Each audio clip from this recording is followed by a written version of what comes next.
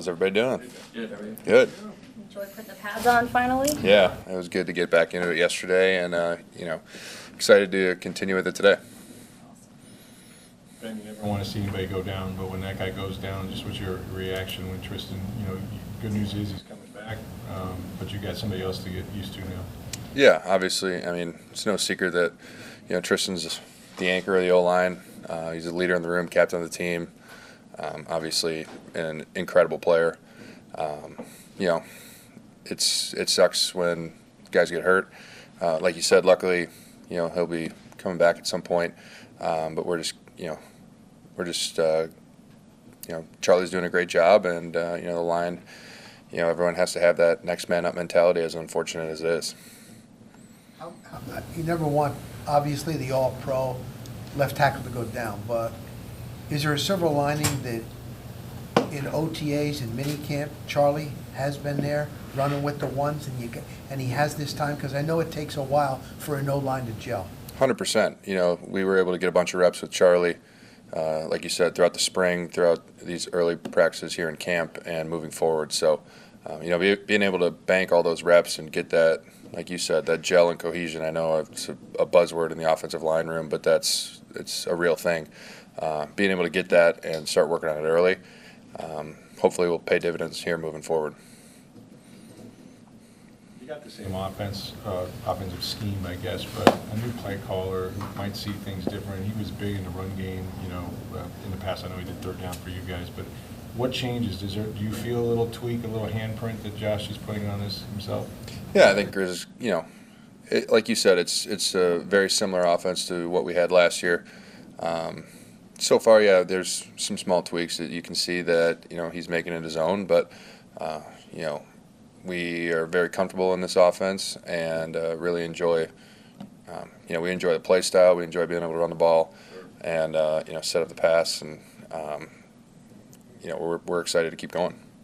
How important is, holding everyone accountable on offense, not just the offensive line, but the whole team, in order to, reach a goal of this team being the best offense in the league and have Super Bowl aspirations? Absolutely. You want a disciplined offensive unit. You want a self-policed team, self-policed offense, self-policed room, where guys are holding each other accountable, and we have a standard that we are upholding every single day.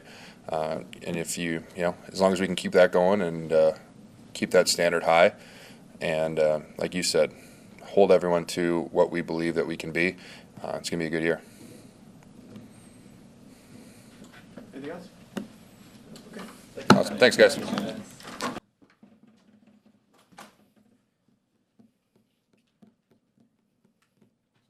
What's up? How have these first week or so of training camp gone for you, and how quickly do you feel you're up to speed now with everything that's going on in the defense, since you're playing multiple positions?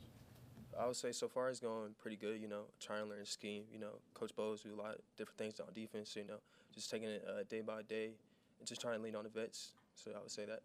How much of a confidence boost is it when you've caused a couple turnovers out there in practice over the past couple of days? I mean, I feel like I'm a very confident man, so, especially in my position, you're going to give up plays and you're going to make plays. So, just always, I have that mentality, just always that next play. So I would say that. Have there been any particular moments in practice that you feel like have provided, really solid learning lessons for you? I don't know if it's a situation where you've gone against Mike or you've had to, obviously defending any of these receivers is tough. Just any moments where you just felt like this was a good teaching lesson for me, or even a moment where you feel like, hey, I held my own here. That's pretty cool. Yeah, I would say just going against Sterling Shepard, he's a vet guy, very savvy guy. So, anytime I go against him, it's good work. And also just leaning on my vets, Zion, Dean, and Winfield, just learning what they do and just trying to follow their footsteps. So. How much feedback are you getting from a guy like Sterling, who has seen a lot and played a lot? Really good feedback, just trying to see what he sees, So going into game, I'm going to be going against other guys, so just leaning towards him against those competitions. For official stats at Kansas State, you had half a sack, I think, over your 3 years there, but you've been in training camp getting into the backfield and doing some more blitzes from that nickel position. How does that feel to you, and kind of how has it been going into Doubles defense, knowing that you might have to do that a little bit more this year? I'm very excited about that. Kansas State, I think I only blitzed. I can't even count how many times I blitzed, to be honest. But You know, when I got here, you know, I've been blitzing a lot. You know, I feel like I got good speed, good intensity to get the quarterback. So, you know, I'm excited for that.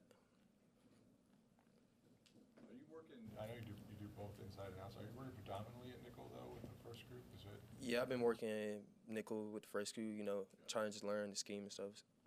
What do you like about lining up at nickel as opposed to the outside?